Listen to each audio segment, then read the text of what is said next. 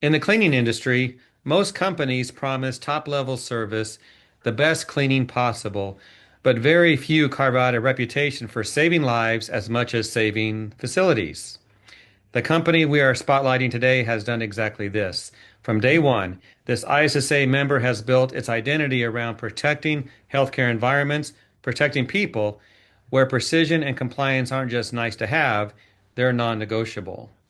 This isn't a franchise. It's not just another janitorial outfit. It's a specialized healthcare focused partner that invests in advanced cleaning and disinfecting practices. Want to know who this is? Let's find out. It is my pleasure to welcome Chuck and Gloria Berwick with Champion Service Group in Williamstown, New Jersey. Welcome to the program. Thank Thanks you for for having having us, Jeff. Let's start here. Introduce yourself and tell us what you do for the industry. And ladies first, Gloria. me. Right, so I'm Gloria Berwick. I am the Vice President at Champion. I take point on more of the operational execution. Chuck will introduce himself, but he has some really amazing ideas and plans, and sometimes it needs a little bit of a mind reader and executor. So I really love drilling in and kind of asking some questions and making him and the team really think about that. So we do have a lot of meetings. So I would say that I really just make it happen. So the human capital management side, the processes, obviously the software end of it. So anything ops related is my bread and butter here. Perfect. Chuck, she said she's a mind reader, so be careful. Go ahead and Yeah, tell me about it. Try living with her, Jeff. My name's Chuck Berwick. I'm the president of Champion, and I don't do a whole lot anymore. No, so really, my role here is driving culture, innovation, and really making sure that we are providing that experience for our clients and the patients that we serve. fantastic. But to close point, she makes it all happen. No, but he's got it. It's there, and he's extremely innovative. And the things that he comes up with might seem to some like, are you kidding? But I like the challenge, so it's Well, good. I'll say I've been investigating your company since we set up this discussion, and you do have you've got a business model there that works, and it does take ingenuity, innovation, and all kinds of things, and a partnership as well. So that's what we do. We work together and we make it happen. I do like your company name, Champion Service Group. In fact, all the taglines you have kind of lead to that medical side that we're going to Yeah. talk about. In fact, some of what I saw with your marketing, some could say you're almost like a medical facility. Like, so that's kind of cool because that's your focus. Talk about that. Talk about your background, the inspiration, because you didn't just create a cleaning company, you created something more. Talk about that. Right. So we started like any other cleaning company, grabbing whatever accounts we could to grow the business. Um, I came on, I guess, about midway now at this point, came on board and we had a good portfolio of healthcare. We grew that a little bit more, and being married to Glow. So Glow, I like to say we stole her from the ivory tower of healthcare and drug her to the cellar. So she comes from C-suite administration on the, in the healthcare industry. So living with her, hearing about what was going on in the industry, from a completely different perspective than you would think, gave us the insight. We really started to tailor our focus to healthcare and went exclusively in that direction. And then we were able to bring her on board and really, hone our craft and fine tune our offering to that sector. Mm. So when you started your company, Chuck, Gloria wasn't part of it at that time. Correct. Yeah, I wasn't even part of it. So our company was founded by Paul Vicario, um, and he has graciously stepped out of the operation. He's down enjoying life in Florida now. Um, but this really started. Neither of us would have thought we were going to Yeah, be here. it's not the industry we thought we would have found ourselves in. Right. Can't imagine being anywhere else Yeah, at we, this we love point. it. Absolutely love it. I mean, one question I It's ask is awesome. like, what was your dream in high school or college, what you're going to become? And normally I never get, I wanted to own a cleaning company. I don't get that ever. So, You're not, yeah. so Gloria, what did you do before this? No, a lot, a lot. So that would take a much longer podcast video session. But where I left off, one of my I guess focal points was case management and population health, really looking at high risk populations. I worked very closely with multiple health systems in conjunction with the health plans and payer groups. We are always looking for alternative payment models, and trying to really go towards a paid for performance or shared risk, shared savings programs with the different hospitals out there. I mean, they've been trying it since the 70s, slightly unsuccessfully with the ACOs, but that's a whole nother ball game. But I loved it because a lot of what it came down to was like social economics and things that people really weren't thinking about. So that being said, we really were focused on just anything high risk. And this was actually really kind of cool because listening to him and him listening to me, we're like, wow, I'm sorry, but post-operative infections is a thing, health related infections, star ratings, patient experience, right? And the biggest of them all is not just alternative payment models, but alternative care settings, right? So a lot of what I did was ambulatory, outpatient, trying to get the patient in and out of the hospital as quick as possible. Um, Financially, obviously, the health plan doesn't want them there, and the hospital needs to turn their beds. So it was advantageous, and it was good for everybody to work together. And I ended up bringing him in on a job during a very awful time in everybody's lives during the pandemic. And it was interesting to see how it all went down. I had a facility that truly needed support, and it was a Friday night. And I called, I said, I need your help. I need people. And he's like, it's a Friday night. I can't do that. And like the It temper, was like that was like 7 o'clock on a Friday night. and I had a little temper tantrum. And I said, put on my jeans, but I'll do it myself. And then I And knew, I was like, all and I right. So I got on the phone, got a team together, and we all drove 3 hours to a facility that was, where the housekeeping staff had walked out, um, yeah. in a quarantine environment. So it was a mess.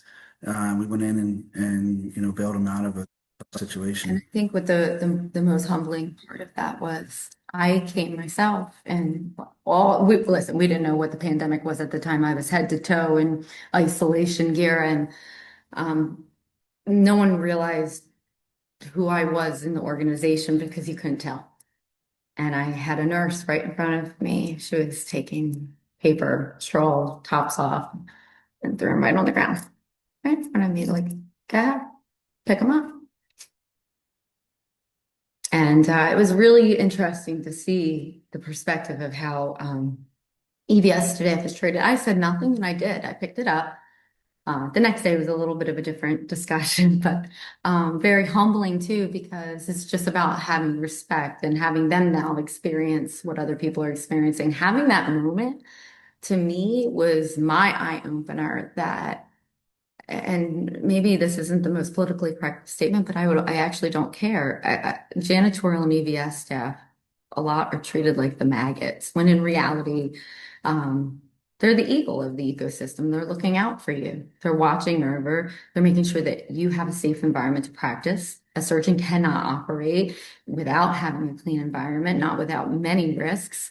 A facility can't operate without it. And even just equipment and everything else that we got into, we look at operational downtime or ability to do a job. If that building isn't functioning, if the HVAC isn't functioning and the air pressure systems, and if everything's not going well, none of those people would have jobs and patients wouldn't have a place to go. So that was my passion for coming and being here, is to do it different. Okay. So I love the backstory and the motivation to, Sorry, I know the timing, right? He told you it's on me, but we'll that's see. okay. You get on a Film, topic that he's passionate about too. film is cheap. Film is cheap. So, and this is a great story. People are going to love this because you took something from a situation that you described, and you've created a company that's grown from that. I think that's where you're at now, focusing on healthcare. So Chuck, talk about that.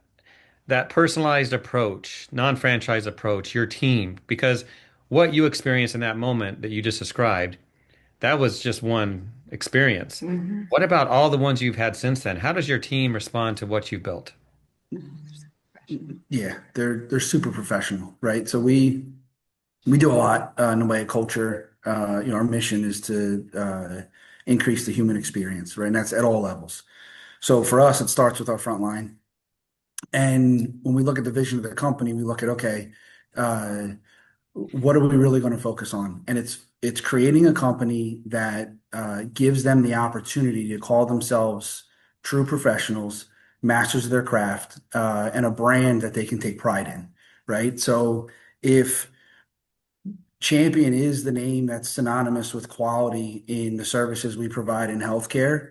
Our team takes a lot of pride in that. They know that they're the best. They act like they're the best, but they also provide the best service because of that. They hold themselves to a completely other level, right? And it's really cool to watch. And that's all driven from our vision and what we want to do, and the services we want to provide and the level of service we provide. So it's really up to us to make sure that they have the environment to take pride in. We found scalable ways to keep growing with our own employees. A lot of people subcontract. Well, the problem is we have no impact on, if we use a subcontractor, we don't have no impact on their associates, and then there's no impact on our clients. They're not true champions in that matter because we don't have that interaction with them, and it makes a difference. Now you'll see these social media, LinkedIn posts, all the people doing all these different things, and we'll argue about that just a little bit because he obviously thinks we should post a little bit more than I do. But I said, well, no, I'm not doing it for that post. Like if you looked across from me, you would see a bunch of school supplies. I make sure all of our associates have, because these stupid school lists have to have Crayola crowns. We do that. We help however way we can. We do Thanksgiving dinners. We do, life skills. When things happen, people take advantage of them. He's gone to dealerships when some of our people have gotten kind of, taken our Taking advantage of taken it. advantage of, yeah, by people. So, but then they're watching it, and now our managers are doing the same, and that trickle down effect. So we tell them they are our boss. They set the tone for what we need to do, and the integrity that they have is just unbelievable. I mean, just yesterday there's an incident, and instead of some human reaction is usually, okay, well, they're being nasty. They don't appreciate what we're doing, so we're not going to do a good job for them. No, they cleaned and scrubbed and went deeper and said, I'll prove them. I'll make them see how good we are. And I'm like, holy macaroni, if that's not integrity, I don't know what is. They have grit. They love what they do. They have passion. And if we weren't taking care of them or supporting whatever they needed, I don't think we would have the same approach. So that's to your point. The franchise doesn't, to me, Yeah, we've looked at. yeah, okay, quick dollars, but it's Well, not. no, yeah, exactly. So we've looked at the franchise model. We've looked at the subcontracted model. And in all reality, we don't see the quality at any scalable size in those models that we want or we need, right? I mean, there's a lot of great organizations that run franchise models. There's a lot of great organizations that run the subcontracted model, and it works in many spaces. But in the healthcare space and the clients that we serve, we found that the in-house service is Especially the the best way to do surgery procedures are taking place outside of the walls of the acute care centers every single day. And the regulation isn't exactly the same as the acute care setting. it. Some control, right? Yeah. Franchise or subcontracted model, sure that we are completely compliant with the regulations. And that's why we take our certification program so serious. We have the surgical cleaning tech certification program. We are certified to certify. I Yeah. think it's really important. I want to talk about that because I think what you've done is you've built Champion around strict healthcare standards that many companies just don't do. CDC, OSHA, is that correct? Mhm. Correct. Yeah, and we've actually identified that like Inside the hospital walls, Yeah. they have great programs, right? Fantastic infection control departments that oversee, and help develop A lot of yeah, resources. exactly, all the protocols that are there. But once you get out into the outpatient world, it gets disjointed, and they didn't have that. So one of the things we focused hard on was standardizing, creating that set of protocols that we can implement in the field environment. So it's the same when you go from the hospital setting to any of the ambulatory outpatient sites that we service. You're seeing the same level of compliance, the same level, of care given to the environment that you would expect to see inside the hospitals. Yeah. And I think there's a little more governance when it's your own individuals. Oh, no, I don't think I know. When it's your own team, you can govern it. You can get out there. You can do inspections. You can retrain. The way that the software for us has been designed allows us to see exactly, what's going on, trends, and where we have more training opportunities. We wouldn't be able to do that if it wasn't our own teams out there. Now, you just mentioned some software, some innovation. We got to talk about that because is this Mhm. proprietary to your company? It is. So we start, and I'm going to turn this one over to Glow quick because this is her department. But we started with some stuff that's available off the shelf, and then she took it and chopped it all up and turned it into something really incredible.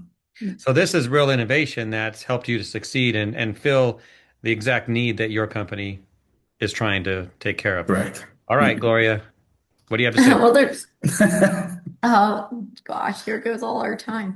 No, so I have a lot of feelings on software and technology, and they're not going to be popular ones, but there's no box solution that can ever get it right. One, um, and I don't think there's truly any hiring a designer that's going to get it right, even with all the millions of dollars out there, because those designers aren't part of your operation. They're not seeing what your people are doing. They're not watching how the flow and the processes are. They're not watching the obstacles. They're asking the questions. And I've built software with software developers, some of the best, and they're amazing people, but it's never right. It's clunky. You have to take an account if, hey, what are you going to do 10 years down the line and make sure your environment's big enough? If you want that swimming pool, you need a yard big enough for a swimming pool. And a lot of these box solutions, or even custom softwares, they're built in the house. And then they're like, oh, well, now we're getting into this service line. So they build another house and try to connect them. And it gets really messy. So I've had a lot of failures too along my journey. So watching what's going on, watching our team. When I came in here, I was very quiet. I went out in the field every night. I cleaned. I participated in every department, way, shape, or form I possibly could to watch. And basically, what we went with, or I like to say we designed basically an electronic medical record for a patient, but for buildings. So it was the best fit, and not just based on my past, but treating a facility itself like a patient. You think about it, and you have X-rays, med profiles, you have all of the appointment records and everything that's happened, any referrals made, et cetera, right?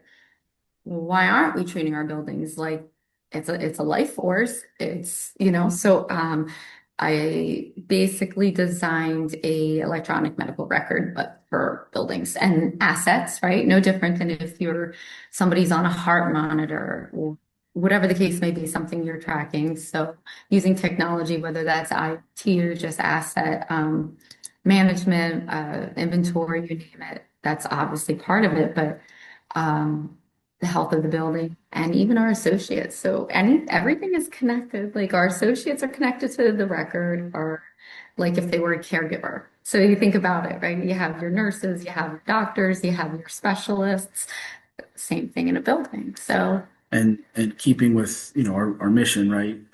Improving the human experience or increasing the human experience, it was simplicity. So like our rule here is frontline associates have no more than one login. Our management leadership is allowed to have no more than two logins, into their HR system and into our ops system, and that's it. That's all we have in the company. So she's had the challenge of Oh, you don't having, want to see my back end. yeah, My having back end is messy, having but to the create user all of interface is this and it great. all be in one portal. Yeah. So somebody only has to log into one place and it encompasses everything from emails, chats, work orders, cases, everything that we deal with, assets, everything is all in one place, And which has been a game changer, I think, for many because you talk to ops managers and things like that in other companies. Oh, we have to log in here for this for our QA inspections. We have to log in here for this, and we have to log. And it's like, no, we want one login that handles everything, yeah. and we have it, and it's awesome. Yeah, and it's still going. Whereas, there's always a pipeline.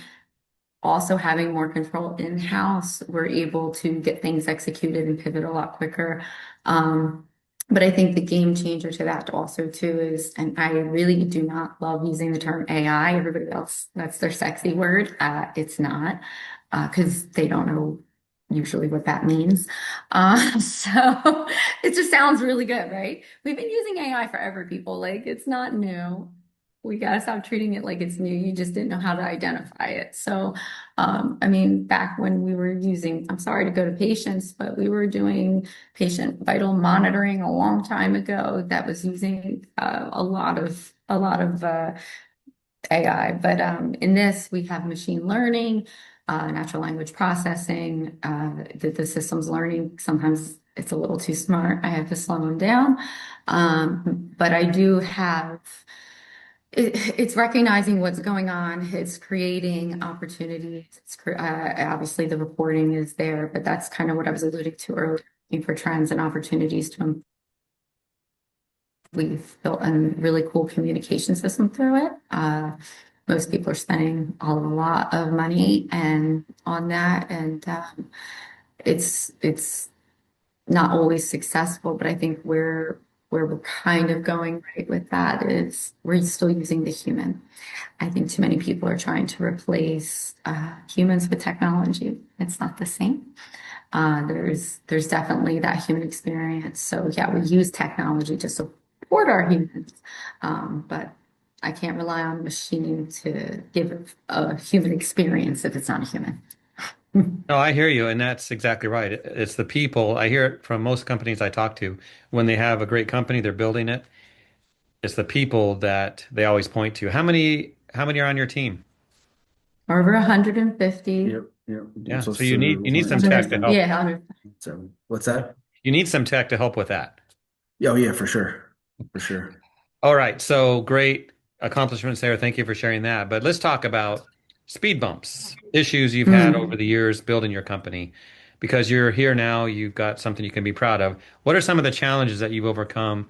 Maybe some of the tough ones, and also looking back, what might you have done differently that we can learn from? Get into this sooner? No.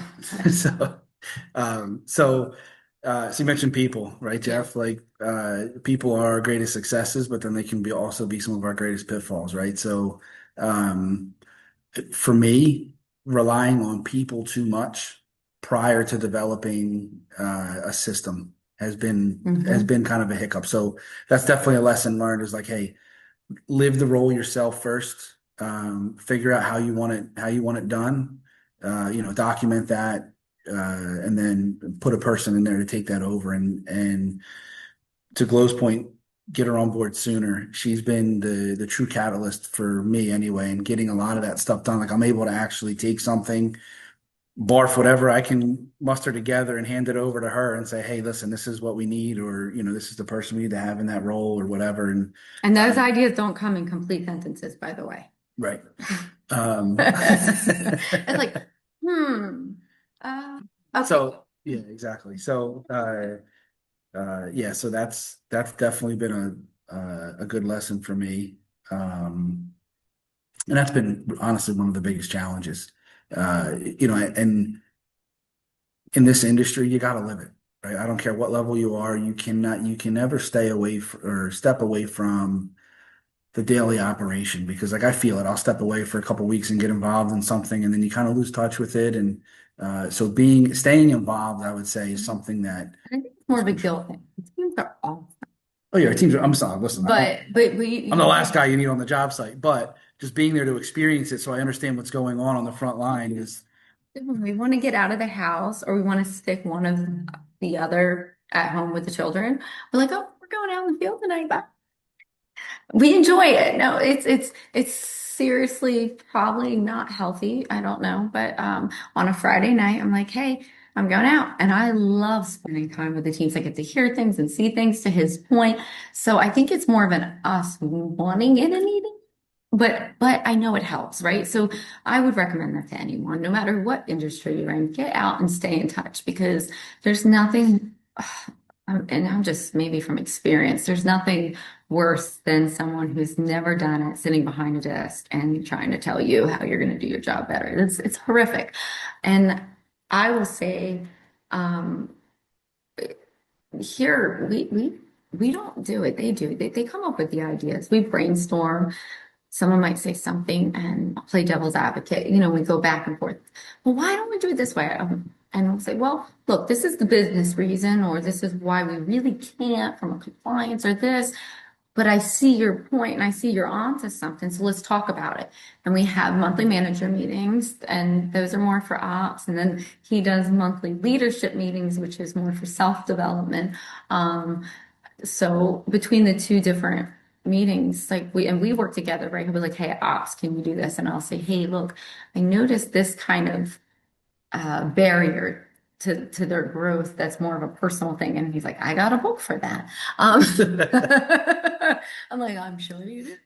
So and that's where our talents really gel well together. I love our humans and I'm really all about it, but he has really got this, probably the military Marine background really helps with that leadership, definitely pulled a lot of good points from there. So Yeah. Let's move into another topic, but an important one. Since you focus on healthcare facilities, you're dealing with doctors' offices, clinics, Mhm. hospitals, and they're looking at companies to clean, to partner with. When you talk to them, how do you convince them you're the company? How do you build trust with them? How do you help them to see that they have patients and they're going to care for their patients better if you are their healthcare partner in cleaning? it, I don't know how to. Okay, so I'm gonna do this the best I can because we could really step into a pile of poop on this one. Step away. All right. There's a lot of ignorance. They don't understand. I'm sorry, it's ignorance. So it's an education piece, right? You come in and say, and it's really There's just nothing wrong with it. it's a couple, yeah, no, it's a couple quick questions usually. Hey, what are you doing for this? How do we run this? And the unfortunate part is, It comes down we to always you're typically called in or something goes out for bid when there's problems, right? So it's it's not difficult to show our value in that situation. And this is one of the challenges, and I know this is slightly off topic, but one of the challenges in ambulatory and outpatient is not too frequently does an entire hospital system, like does a hospital system put their entire portfolio out for bid. It takes a lot of work. You're usually getting in with one or two locations that are problem children and show your value.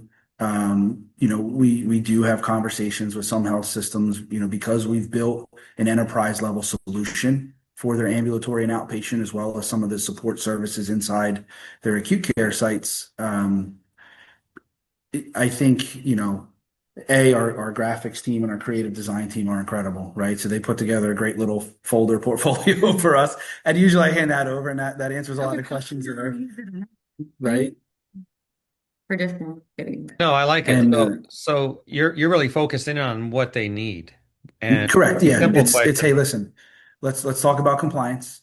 Let's talk about the resources we have in place to make sure that you're compliant. And then let's talk about, the typical the pitfalls that they see with compliance and some of the fail safes we have in place, right? And again, to Glow's point earlier, we build everything for scale now at this point. We've worked really hard over the last several years to make sure that our systems are repeatable and they're scalable, and they're easy to kind of plug in. And by doing all that work, it makes the conversation very easy with potential clients. Is that, hey, listen, I know this is the problem you're having. here's the solution we created, and here's the guarantee that it's going to get done properly because of these fail safes. Mhm. And then that's kind of how we get there. And I like to think that all of us, all companies out there, are doing it for the same or the right reasons, right?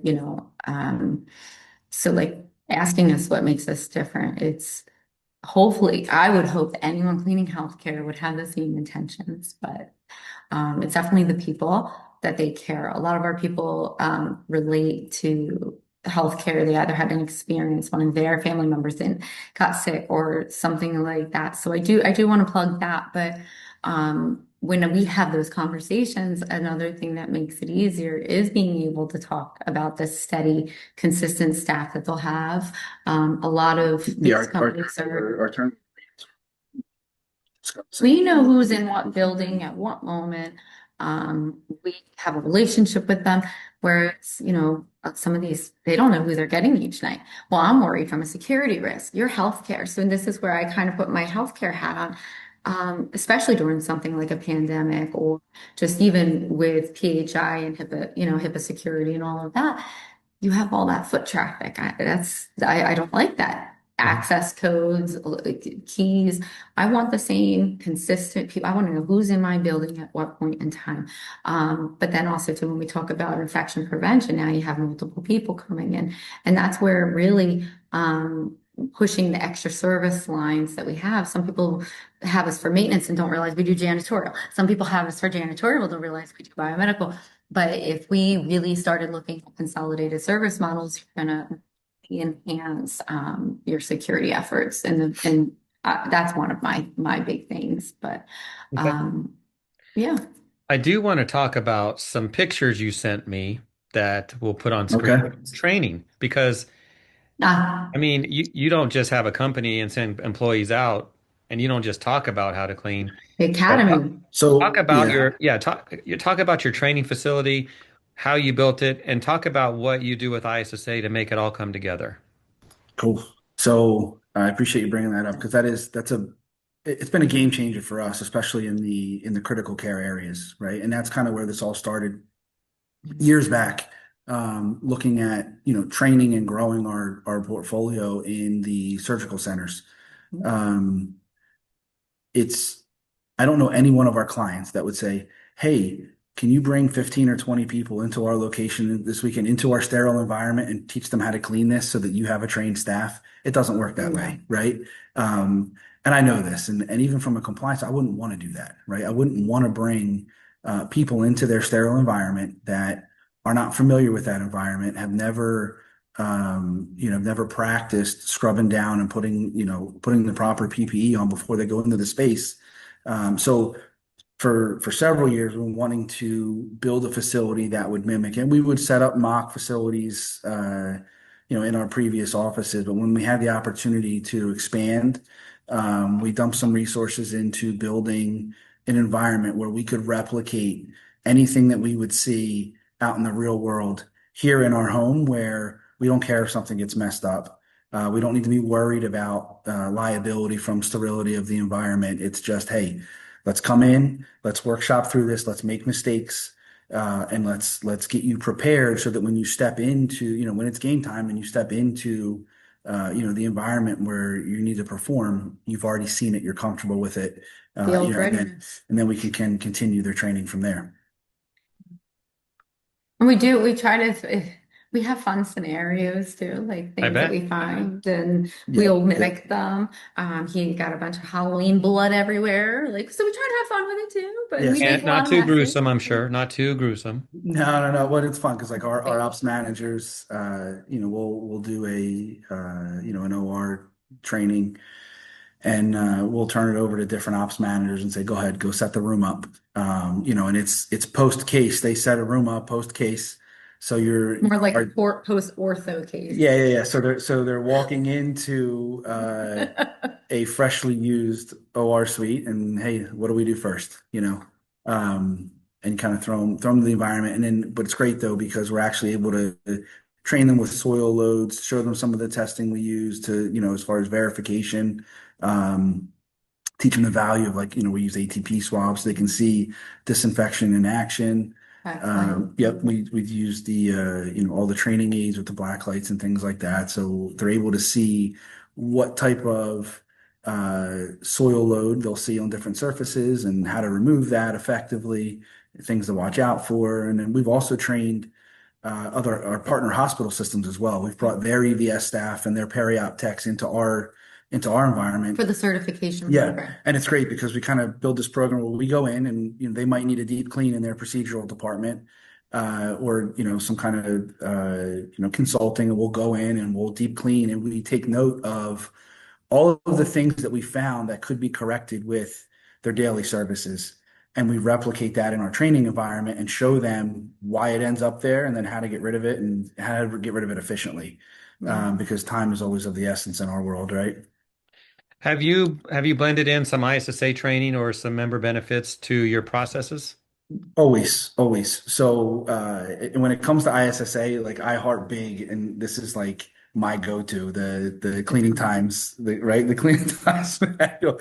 I reference that with our team. I reference that with our clients. Like that is, in my opinion, what I revere as the industry standard. And I reference that a lot. And then we utilize a lot of the stuff from the CMI as well. And we're getting more and more involved with that.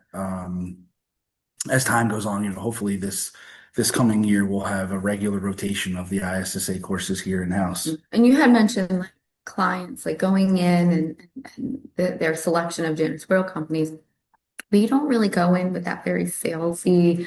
It's just not us. But those times are really important because you'd be very surprised. I mean, you think about it, who's selecting the janitorial company? Usually it's the practice manager.